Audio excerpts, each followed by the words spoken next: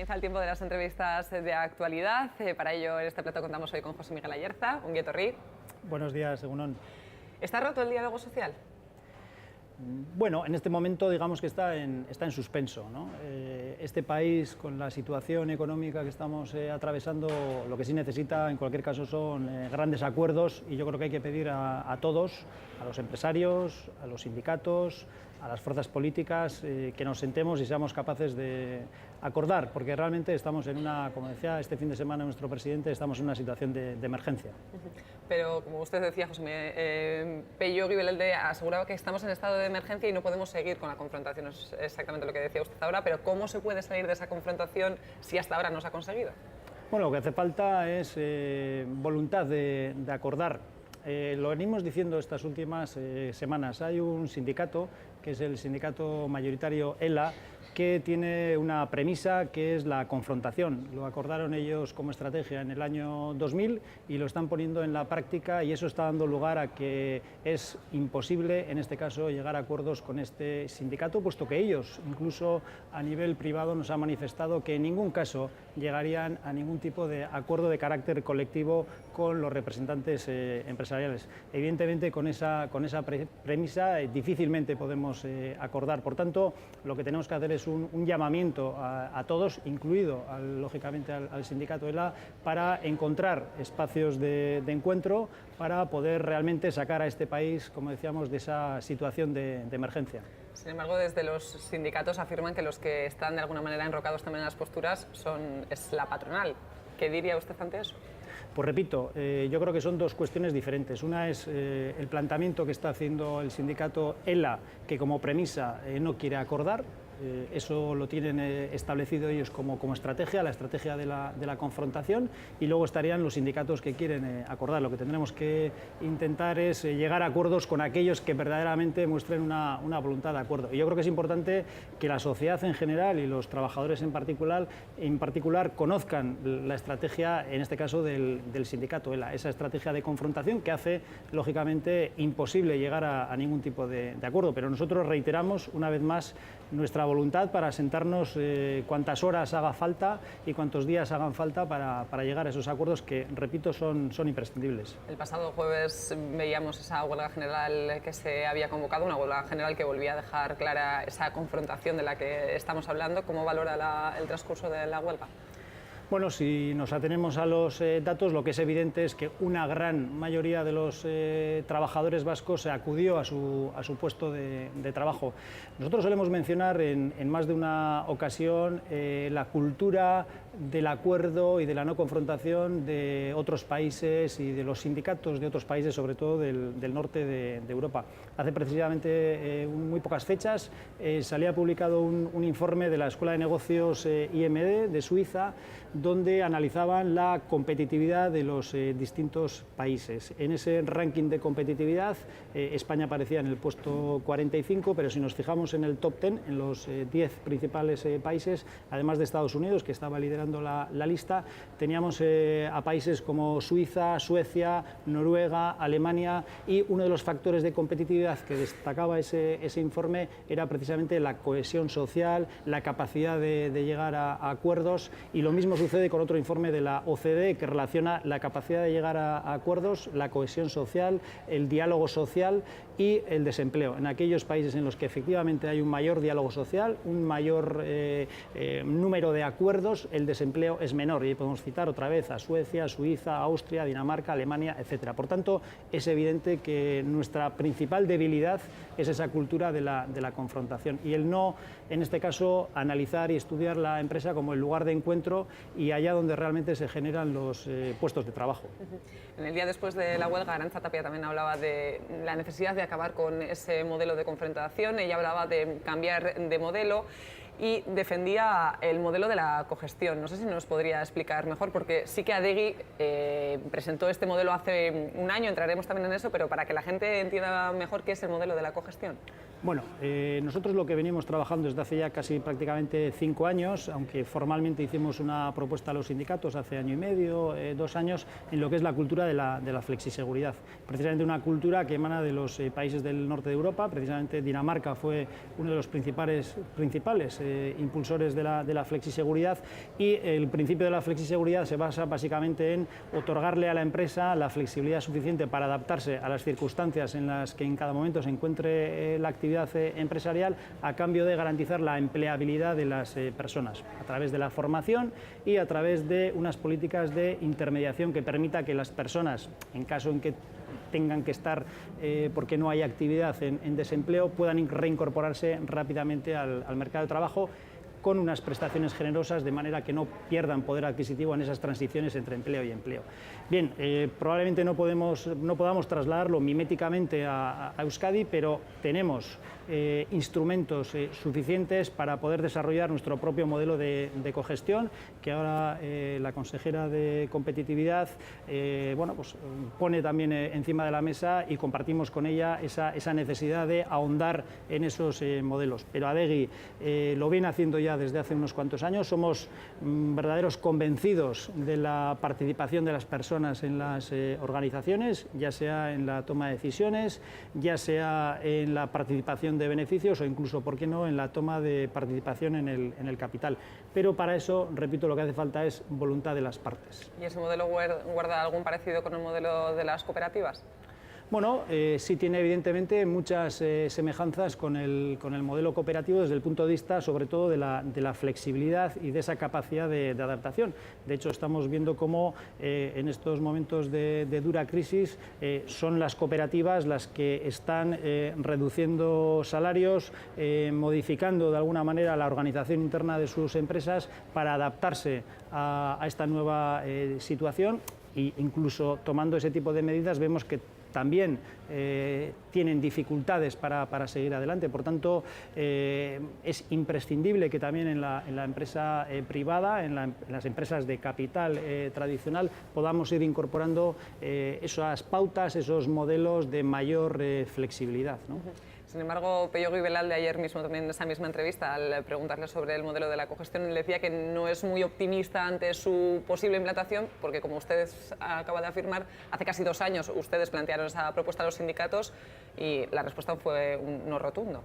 Sí, ahí volvemos otra vez a lo que es la cultura de la confrontación y cómo los sindicatos ven a la empresa como un enemigo, cuando lo que debemos de fijarnos más, como decía, es en esos modelos europeos donde todos tienen un fin común. Cuando digo todos me refiero a los trabajadores y a los empresarios, que es la supervivencia de la empresa. No tenemos que olvidar que el 85% del empleo que se genera es empleo privado, empleo que desarrollan y que crean las empresas. Por tanto, el origen fundamental de la actividad económica está en las empresas. Por tanto, preservemos a las empresas, que es la mejor manera de preservar y de garantizar el empleo. Por eso, por ejemplo, los sindicatos alemanes tienen como fin principal, los comités de empresa de los sindicatos alemanes, ayudar a la empresa, colaborar con la empresa para la supervivencia de la empresa y para que esa empresa se pueda adaptar a las circunstancias que los mercados, como hemos visto además totalmente cambiantes, le obligan. Esta crisis no es una crisis generada por las empresas vascas ni por las empresas guipuzcoanas, es una crisis financiera que tiene su origen en Estados Unidos, y a eso se añade un cambio de modelo a nivel global con la irrupción de los países emergentes. Es decir, tenemos, por decirlo de alguna manera, 2 cambios de manera muy profunda en el mismo tiempo, ¿no? La crisis financiera y la irrupción de los países emergentes, que han introducido nuevos factores de competitividad. Y bueno, ante esa situación no nos queda más remedio que adaptarnos, y la adaptación requiere flexibilidad, y para que haya flexibilidad hacen falta acuerdos. Hablando de las peticiones que realizaban los sindicatos, una de las propuestas que hacen ellos es la subida de los salarios, porque dicen que de esa manera se reactivaría la economía. No sé si esa propuesta es viable o cuál es la opinión de Adegi ante esa petición. Bien, tradicionalmente en Euskadi hemos tenido un mercado natural que ha sido el mercado nacional. Fundamentalmente el 70% de nuestras ventas las hemos dirigido al mercado español y o al mercado vasco.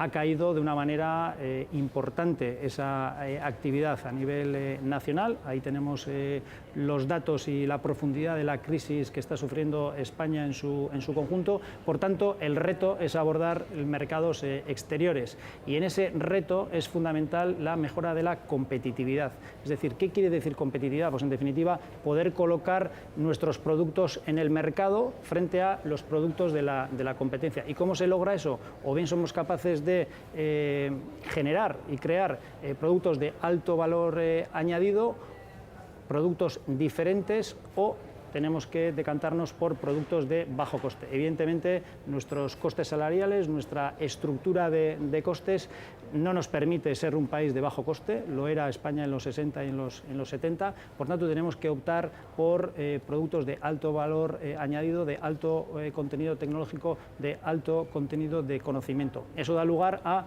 personas con alta formación, tenemos que apostar por la I+D+I, y en ese contexto nosotros lo único que estamos diciendo es que tenemos que contener los salarios, no estamos hablando de bajar los salarios, pero sí tenemos que contener los salarios y mejorar la productividad para mejorar lo que se denomina el CLU, que es los costes laborales unitarios, que en los últimos 10 años hemos perdido un 33% prácticamente de competitividad con respecto a Alemania en esos CLU. Alemania ha contenido los costes y ha mejorado su productividad.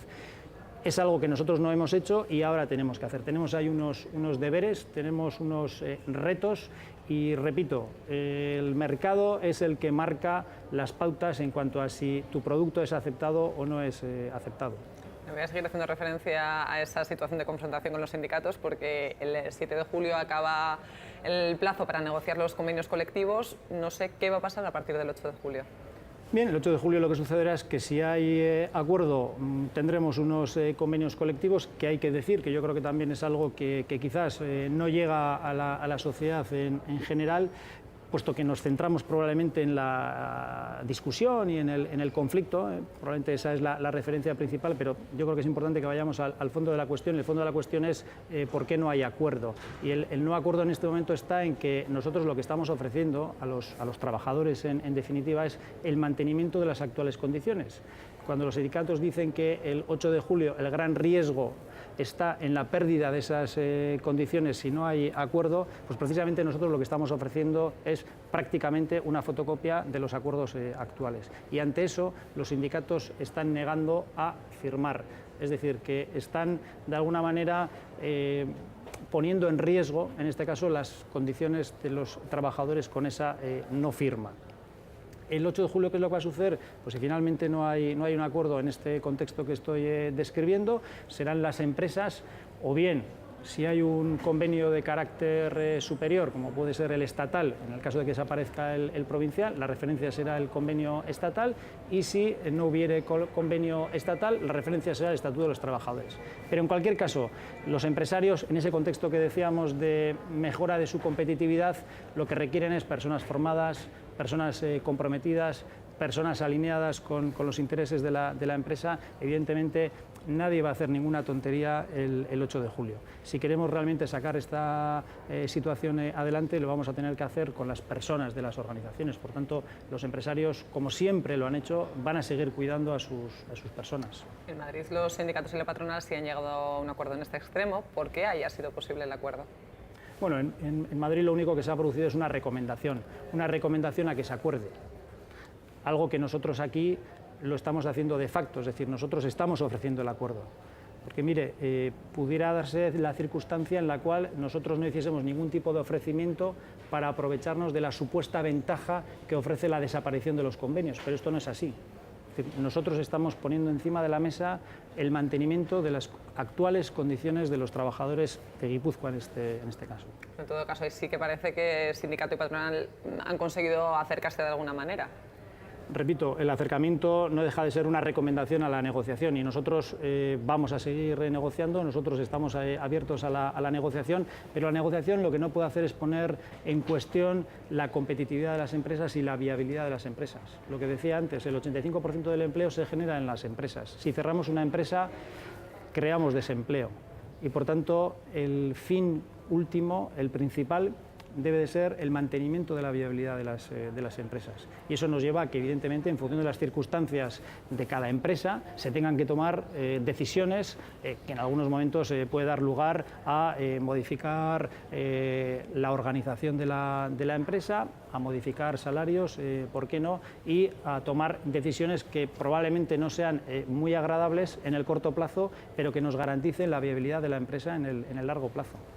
Nos centramos en Guipúzcoa, en el territorio que les compete a ustedes. Han dicho que Guipúzcoa se ha convertido en un territorio hostil para los empresarios. Es una declaración que se hacía precisamente el día de la huelga general. No sé si era una declaración que se debía a ese día puntual o es una sensación generalizada. No, es una sensación que el día de la empresa, el día de nuestra Asamblea General, la verbalizamos, ¿no? Es un sentimiento verbalizado. Es decir, cuando una empresa tiene que decidir dónde invertir, cuando un empresario tiene que tomar el riesgo, porque no deja de ser un riesgo cuando alguien asume el desarrollar un proyecto empresarial, tiene que valorar aquellos factores que le ofrezcan la confianza suficiente de que ese proyecto vaya a tener una mínima viabilidad futura. Y eso requiere de un entorno legislativo favorable a la inversión, tanto desde el punto de vista de la fiscalidad como desde el punto de vista del impulso de la inversión, por ejemplo, unas infraestructuras adecuadas, un entorno institucional, digamos, amable, cercano con la actividad empresarial, que no olvidemos que es la que va a generar empleo y, como consecuencia de ese empleo, una recaudación y una capacidad de desarrollar un bienestar en ese territorio en concreto. Repito, todos esos factores son los que finalmente hacen que un empresario tome la decisión de invertir en un lugar concreto determinado. Y en ese contexto es en el que decimos que Guipúzcoa no es precisamente en estos momentos el territorio más atractivo. De hecho, solemos comentar entre nosotros en muchas ocasiones si hoy, y de hecho son casos reales, un empresario tiene que invertir 1 millón de euros en un nuevo proyecto ante la elección de un territorio u otro, es decir, si Vizcaya, Álava o Guipúzcoa, estamos convencidos que no sería precisamente Guipúzcoa el territorio mayoritariamente elegido para el destino de esa inversión. En esa actitud amable que usted afirmaba debería tener la dirección de la presidencia, de alguna manera, por decirlo, de la comunidad, del territorio en este caso, no parece que se acerque mucho a la realidad, porque precisamente este fin de semana Martín Garitano afirmaba que ustedes solo representan a la élite económica. Mira, aquí no es un problema de Martín Garitano o de Pello Guibelalde o de una organización o de otra. Lo que nos estamos jugando es el futuro del territorio. Lo que tenemos en este momento es un paro en Guipúzcoa en concreto de más de 50.000 personas, que se ha más que duplicado desde el inicio de la crisis. Se ha cerrado más del 10% del tejido empresarial. Las exportaciones, que eran las que estos últimos años nos estaban de alguna manera salvando o paliando lo que era la caída del mercado doméstico, también están descendiendo. En este contexto lo que hace falta es tomar decisiones que garanticen, como digo, la viabilidad de las empresas, independientemente de quién las tome. No es un problema de protagonismo, es un problema económico en este caso, ¿no? Yo creo que tenemos que dejar al margen los dogmatismos y los prejuicios ideológicos, y en este caso tenemos que hablar de economía, tenemos que hablar de empresa y tenemos que hablar sobre todo de generación de empleo. Hablando de empresas y de datos, desde el comienzo de año 233 empresas han cerrado en Guipúzcoa. ¿Qué tipo de empresas son las que cierran? ¿Qué tamaño tienen? Bueno, es verdad que ha habido empresas conocidas por todos de una importante dimensión que se han visto obligadas a cerrar. Hay otras muchas empresas que están en dificultades y yo creo que también están en boca de todos. Y luego hay una gran cantidad, es verdad, de empresa pequeña, porque hay que tener en cuenta que el 95% del tejido empresarial guipuzcoano tiene menos de 10 empleados. Esas empresas que tienen mucha más dificultad para abordar, como decíamos, esos mercados de carácter internacional, que tienen menos recursos para para invertir, por ejemplo, en I+D, que lógicamente el grifo de la financiación lo tienen mucho más cerrado, son las que más están sufriendo la crisis y son las que desgraciadamente más se están viendo abocadas al cierre. Usted me hablaba de la necesidad de tomar decisiones para reactivar la economía, de decisiones concretas. Hablamos de las iniciativas impulsadas por el Gobierno vasco, por ejemplo, ese plan de ayuda al primer empleo. Bien, en este momento lo que necesitamos es incentivar la actividad económica en muy distintos ámbitos. Uno, evidentemente, es el del empleo. Es evidente que tenemos que promover nuevos empleos, tenemos que incentivar el emprendimiento, tenemos que hacer que nuestros jóvenes, por ejemplo, opten por la actividad empresarial como una de sus decisiones de futuro normales, algo que no sucede en estos momentos, pero sobre todo, repito, lo que tenemos que hacer es, en primer lugar, salvaguardar, mantener, garantizar los empleos que en este momento tienen las empresas que están abiertas. El principal reto es mantener nuestro tejido productivo, eminentemente industrial, hacer que esas empresas, que algunas de ellas, muchas de ellas, tienen problemas de competitividad porque ha cambiado, como decía antes, las reglas de juego globales, de los mercados globales, y lo que tenemos que apoyar fundamentalmente es a que esas empresas puedan dar un salto cualitativo en lo que es la cadena de valor, que puedan hacer, para que la gente me entienda, productos más complejos, que hagan que los podamos colocar en el mercado con un precio mayor y que nos garantice de alguna manera los ingresos suficientes precisamente para pagar los salarios de todos los empleados. Usted me hacía antes referencia a la situación de Europa, a algunos países a los que habría que mirar para seguir la economía aquí. Hollande y Merkel se reunían la semana pasada y ya volvían a hablar de la necesidad de cambiar las actuales políticas que hasta ahora se habían impulsado desde Bruselas. No sé si no le parece significativo que Angela Merkel, la que hasta ahora ha parecido que era la que impulsaba las políticas que se han llevado a cabo en los últimos años, ahora diga que se necesita un cambio de política. No sé cómo tiene que interpretar eso la gente. Bueno, ahí lo que se ha visto es que había dos modelos al inicio de la crisis. Como comentaba antes, la crisis tiene un origen financiero y además en Estados Unidos. Estados Unidos adoptó una política monetaria expansiva. Para que nos entienda la gente, lo que hizo es inundar el mercado de liquidez para que las empresas precisamente puedan tener recursos y puedan acometer esos retos que decíamos de mejoras de competitividad y afrontar y abordar esos nuevos mercados. Y en cambio en Europa se decidió por políticas de austeridad. Lo que sí es cierto es que después de 5 o 6 años vemos que Estados Unidos está creciendo al 2,5% y Europa está en recesión. Parece razonable cuando menos replantearse las políticas europeas. Es verdad que en Europa tenemos otro problema, que es el de la gobernanza. En Estados Unidos es una persona la que toma las decisiones, lo mismo que en China o que en Japón o en la India, pero en Europa en concreto somos o bien 17 en lo que es el área euro o bien en la Comunidad Europea 27 mandatarios decidiendo, con situaciones muy diferentes de países que están en crecimiento y países que están en recesión. Por tanto, lo que sí que hay que hacer en Europa es repensar lo que son las políticas fiscales, las políticas presupuestarias y, sobre todo, repito, analizar y mejorar la gobernanza europea. Y, en cualquier caso, las políticas de austeridad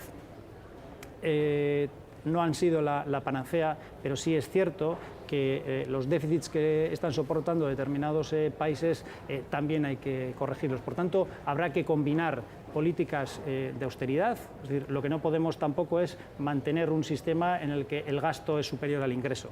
Hay que tender a equilibrar el gasto y el ingreso. Lo que sí habrá que dar es plazos razonables para que eso se pueda lograr y, paralelamente, lo que hay que hacer es estimular la actividad económica a través de medidas de carácter fiscal, impulsando la construcción de nuevas infraestructuras, desarrollando políticas de incentivación de la I+D+I, apostando por la formación. Evidentemente, está claro que el criterio que ha seguido hasta ahora Europa no ha funcionado y que hay que modificarlo, pero tampoco creo que haya que olvidar lo que son las políticas de ajuste, vamos a dejarlo así, del déficit. Otro de los puntos en los que ponían especial atención, sobre todo François Hollande, era en el desempleo juvenil. No sé si usted también está viviendo con preocupación la tasa del desempleo juvenil que se está viviendo y sobre todo, ¿cuál sería la manera de atajarlo?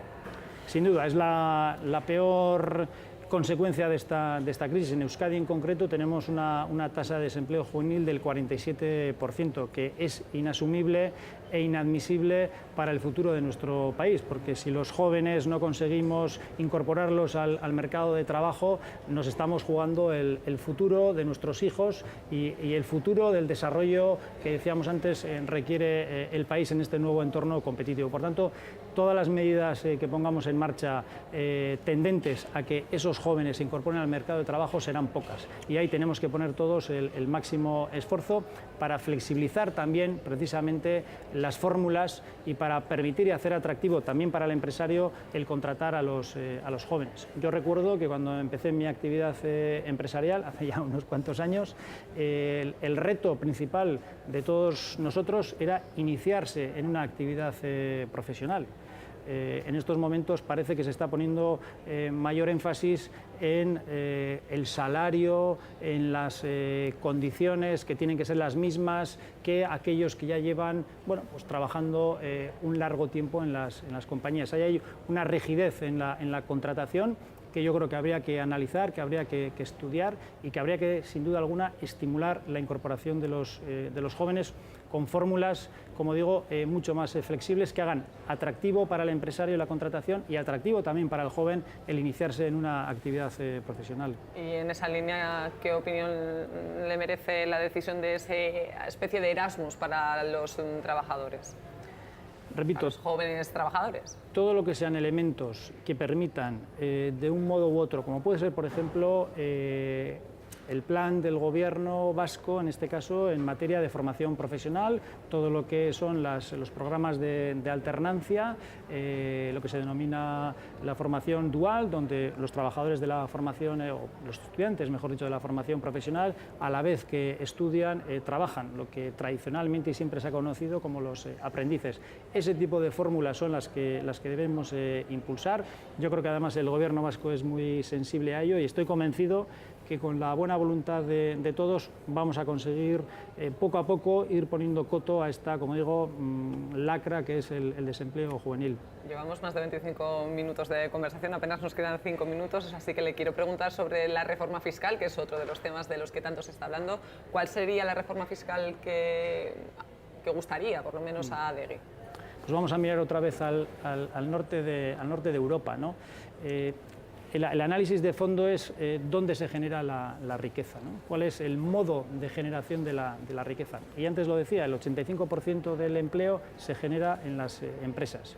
Si vamos a lo que es la recaudación fiscal, las dos figuras recaudadoras principales son el IRPF, el impuesto sobre la renta de las personas físicas, y el impuesto sobre el valor añadido, el IVA, que son el 75% de la recaudación. Es decir, a más empleo, a más consumo, a más actividad empresarial, más IRPF, más IVA.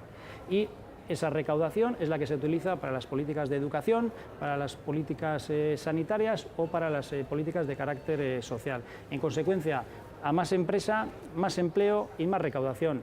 Luego, ¿dónde debemos poner el énfasis de la fiscalidad? En estimular la actividad empresarial. La fiscalidad también es una herramienta de competitividad, también es una herramienta de impulso de la actividad económica, que es lo que hacen, como digo, los países del norte de Europa. Allí la presión fiscal a la empresa, el impuesto de sociedades que se denomina, o el impuesto sobre el beneficio, es bajo, es reducido, de tal forma que se incentiva la actividad empresarial, se genera más empleo y con eso se genera más recaudación. La subida de impuestos no es directamente proporcional al incremento de la recaudación por la fiscalidad. Por tanto, tenemos que tener unos criterios a largo plazo de carácter estratégico y debemos todos de compartir cuál es el modelo de funcionamiento de la economía para poder tomar las decisiones correctas. Hablando de modelos de decisiones, también le tengo que hablar sobre esa flexibilización del déficit. Las diputaciones y el Gobierno sí han llegado a un acuerdo sobre la decisión de crear un fondo para gestionar esa deuda que llegaría, esa flexibilización del déficit que tendrían, pero no tienen acuerdo todavía sobre a qué destinar. Adegi, ¿dónde destinaría el dinero que conseguiría la Diputación? Pues indudablemente volvemos otra vez a la misma cuestión, ¿no? Debemos de estimular la actividad económica. En ese sentido debemos de apoyar todo lo que es la financiación, que es una de las debilidades principales del sistema actual. Hoy mismo hemos visto los datos de la restricción del crédito a las empresas y a las familias. Luego deberíamos de posibilitar el que el crédito llegue a las empresas con mayor facilidad. Debemos de impulsar, lógicamente, las inversiones en I+D. Estamos diciendo que necesitamos una sociedad del conocimiento, una sociedad que desarrolle actividades de alto valor añadido, y tenemos que, lógicamente, crear aquellas infraestructuras que nos permitan ese desarrollo económico en unas condiciones de alta competitividad con el resto de los países europeos. José Miguel Ayarza, me acaban de decir que hemos agotado la media hora de entrevista que teníamos. Me ha quedado muchas preguntas por hacerle, por lo tanto espero que vuelva a acudir a una cita de TV hoy. Cuando quieran. Es que ricasco. Zuei. Y hasta aquí, por lo tanto, la entrevista de actualidad del día. Volveremos mañana, como siempre, a la misma hora. Hasta entonces, egunon naizan, agur.